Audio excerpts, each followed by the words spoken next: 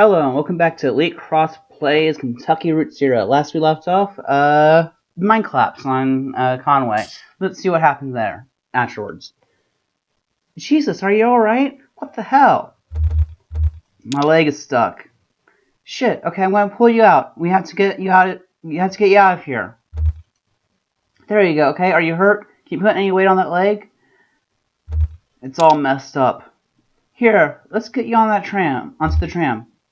There you go. Now let's see if this thing has power. Well, okay. There's some luck, right? You should be able to ride this train right out one of the auxiliary exits. If there are any, I think there are. What about Weaver? We'll just find the exit, then we'll figure out what to do from there. That's our first priority. So, controls are over on your side. Let's get moving.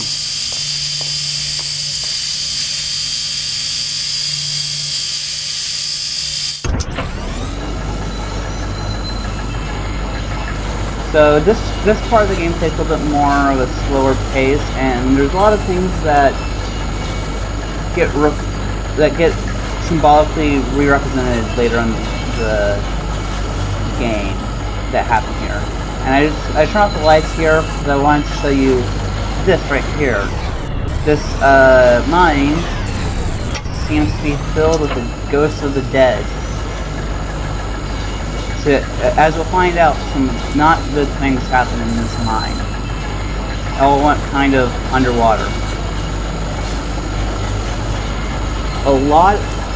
Most of the problems the characters experience, most of the problems the characters experience get re-represented a lot of times. Let's see what's on down here.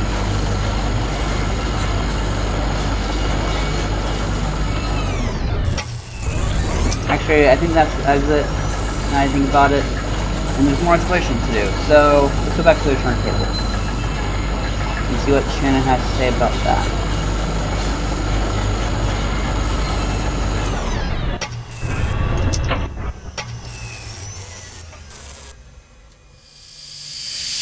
Oh, here we are. This may be hard to believe. It's hard for me to believe myself, but this whole branch is underwater last I heard. Is it safe? I guess so. Looks like they finally drained it. Or maybe it just drained off on its own. Water came in pretty fast, and lots of folks got trapped in the tunnels. Only heard part of how it went from there. Sanitized for the bereaved. You know how these big companies are. But there's gossip too. The trapped miners couldn't get the pumps going because of power's ration, so they shut out all the lights. Even then wasn't enough. So I guess it was dark when they lost some people down here, didn't you? We all lost people down here. Well, not all of us. Well, most of us. Doesn't matter now. Look, the old turntable is still wired up. The controls are dead, but I can use my signal generator to switch tracks if the water hasn't damaged it too much, or I can just keep heading down this tunnel. All this junk hanging up around the turntable is from the company's store. Just junk, you know? Miners would buy it and use it to decorate the places, or as landmarks, I guess. Hard to know which way is which down here. It's also dim and gray. Shannon connects two clips from a signal generator to the turntable's electrical panel. Run the tracks between the animal bones and the rowboat. So let's go to the pendulum and the casket.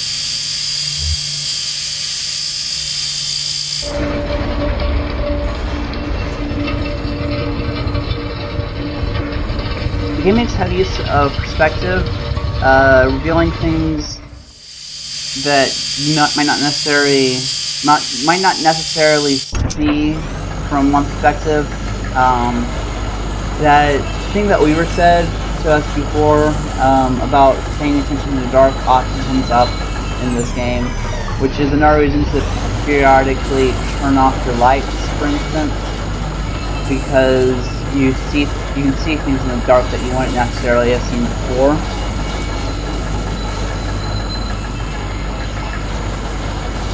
Let's see.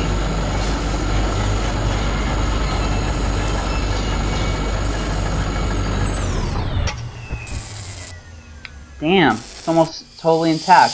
I thought it would have been destroyed. What is this place? It's a recording studio, basically. Kind of strung together, but when this mine was active, a couple of folk music archivists spent their time here recording miner songs. Really academic ivory tower type. None of the miners really talked to them much. So they stayed at the margins. Observers took notes, and then sometimes they'd get someone on lunch break to sing into their microphone. Then I guess the power company got some kind of interest in the project and gave the archivists some cool script tokens to pay the miners with for their songs. What do you think the archivists were after? Data, I guess? Hearing intonation, subject matter, dictation. You know, all those little details that no one really thinks about when they listen to music. Yeah, academics are great at that stuff. Let's get out of here.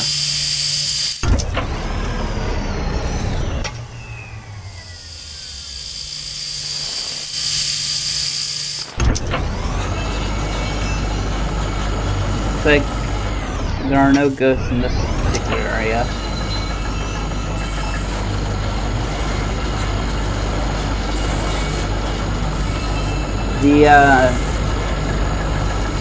I want to touch on the art of this game. It's very... I think the art in this game is very unique. I haven't really seen this kind of art in a lot of games before. Very kind of cel-shaded, but minimalistic kind of style, with more emphasis on contrast between the colors than on detail. And it's an art style that I think really helps emphasize the symbolic nature of the game. The idea that these aren't really meant to be people, but kind of people that kind of symbols that you can project onto. Dusty reel-to-reel tape players are stacked beneath the tracks. Those tapes with start power. Well, we know what that means.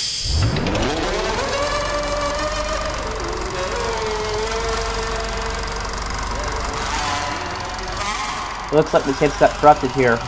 Now it hardly seems like singing at all. Oh, I didn't know those are still down here. You've been down here before? Not this deep, but I knew about the tape machines. They record up on that old scaffolding we saw, and I guess then they used to usher themselves down here to listen to the recorded songs. Did your parents sing? Oh, yeah, they sang. They sang in the mine for coal script tokens.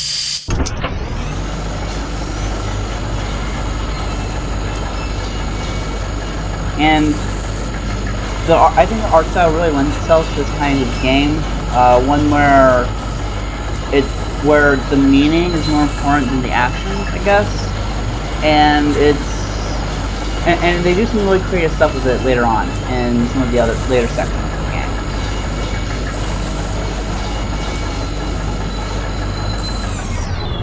See, we've done everything down this track. Let's check the other track.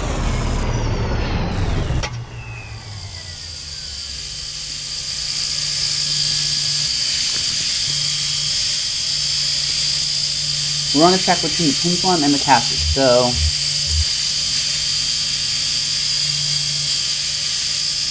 let's go on the track between the bat feeder and the scarecrow.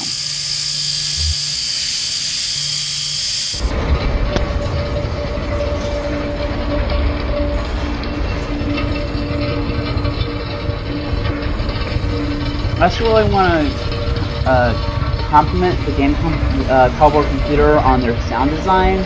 I played a couple of their other games, which are more kind of concept games. Although they're all related to this, and they all have very good sound design. And I think sound design can be something that's overlooked. It's only really obvious when it's lacking, and it's not really pointed out very much when it's really good. And all the sounds sound really authentic and come out really well.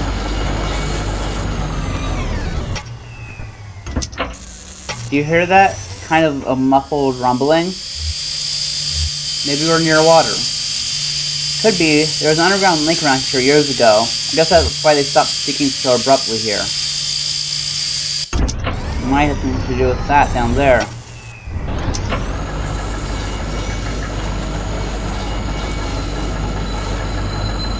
I have a feeling that might be the Zero. Kentucky's only underground route, so they say. But back to the sound design. The sounds all come out really good in this game, and especially the music. There's a lot of good musical numbers in this game that that kind of adds that sense of mysticism, that magic realism, where people just kind of break into song, where you have a chorus in the background that sings a song that relates to the story. And it adds to that feeling of otherworldliness. The tracks are all messed up here. The tram isn't going any further. I wonder what's down that tunnel.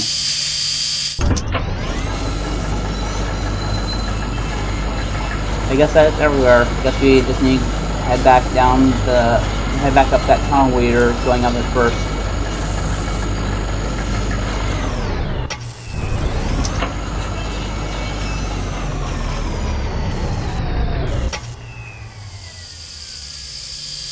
We're on a track between the Bat Feeder and the Scarecrow, so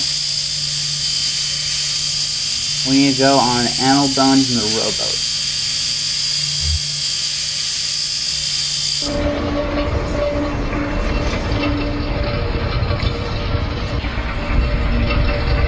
And I think the reason why the sound design is so immediately obvious in this game is that that's really all you have. You have the art and sound design, but there's no voices. There's no really sound effects to the dialogue options or movement or anything. It's just the sound design and the art and the characterization of the characters. So it really promotes paying attention to these finer details of the game. See, here it seems like the ghosts of miners are following us out of the mine. I have to say that feels a little bit ominous.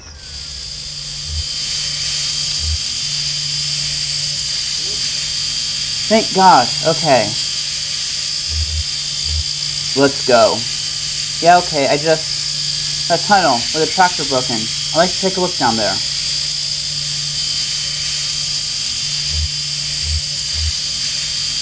If you wait for me here, I'll just go take another look around. Sure, okay, I'll be right here.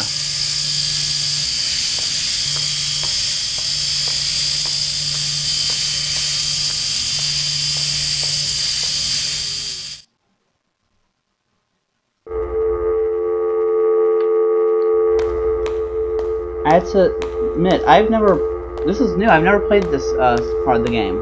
I guess I've never clicked that secondary option.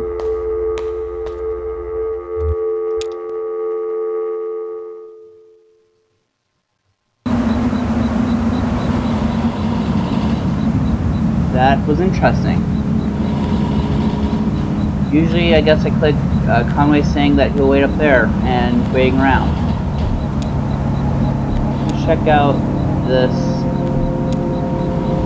I have to say, Conway's truck has amazing gas tank, amazing gas mileage. She just leaves it on the entire night.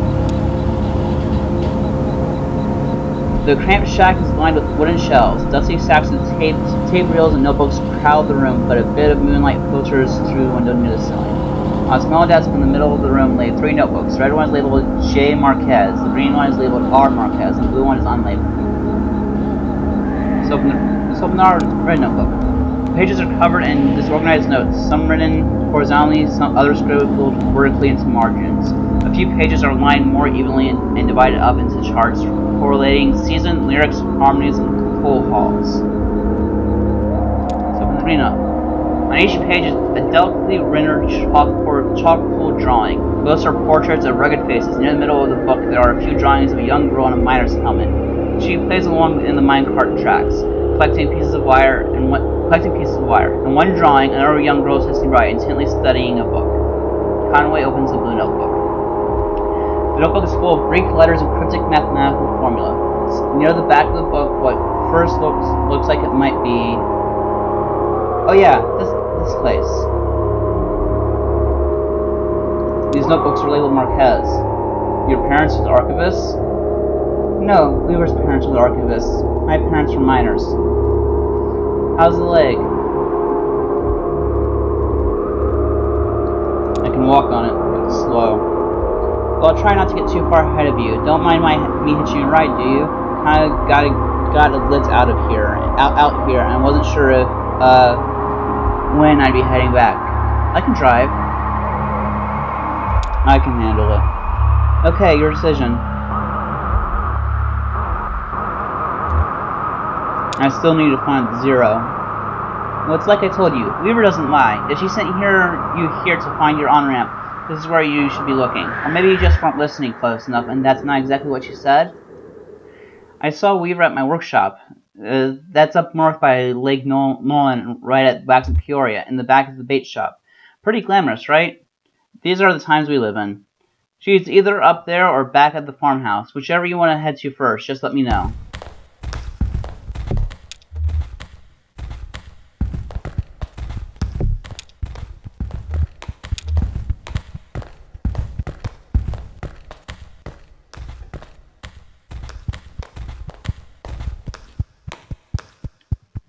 Lisette's Antiques. I guess this is your truck? This is my truck. Hey there, Blue. Conway stands solemnly in front of Blue. Blue, this is Shannon. Nice to meet you, Blue. I've got some dried banana slices in my bag. Would you like one? Take care of your friend here. There's more where that. Take care of your friend here, and there's more where that came from.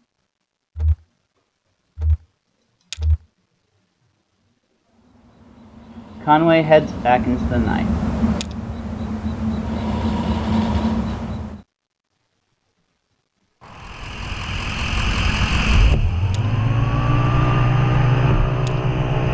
Now, we've already gone to Shannon's shop, but I've never been there with Shannon in tow, so let's see what happens when we do that.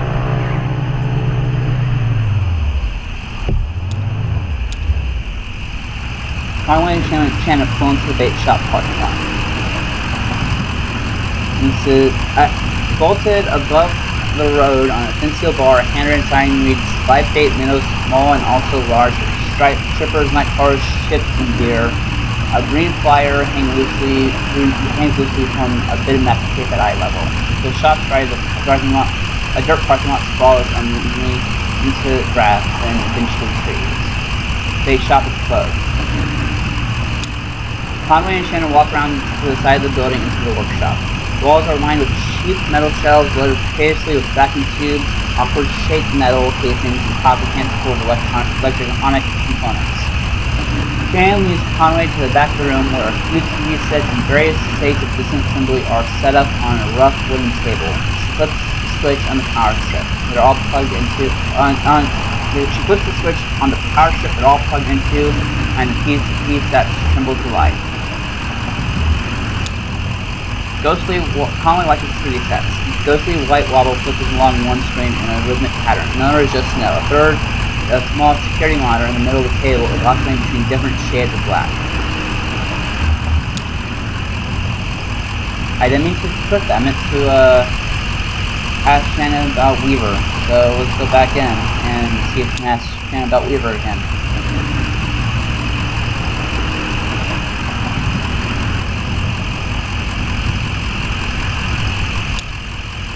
Conway asks Shannon where she saw Weaver. Shannon points to a small security monitor on the table. The image of the screen is just black, but it seems to be fading slowly, almost imperceptibly between shades of black. Shannon tweaks a few knobs on the side of the monitor, but the picture doesn't change. Conway stares back at the security monitor. The screen is cavernous black. The palm swells at the pace of the tide. Conway loses track of the workshop's walls. They could be inches away or miles. He is stripped on black water, traveling swiftly towards a rocky shore. There should be a lighthouse or beauty by those rocks. It's too dangerous. Shannon switches off the power strip. Weaver is not here. I guess we need to go back to the farmhouse. And we'll do that on the next episode of Elite Cross Plays Kentucky Route Zero. Until next time.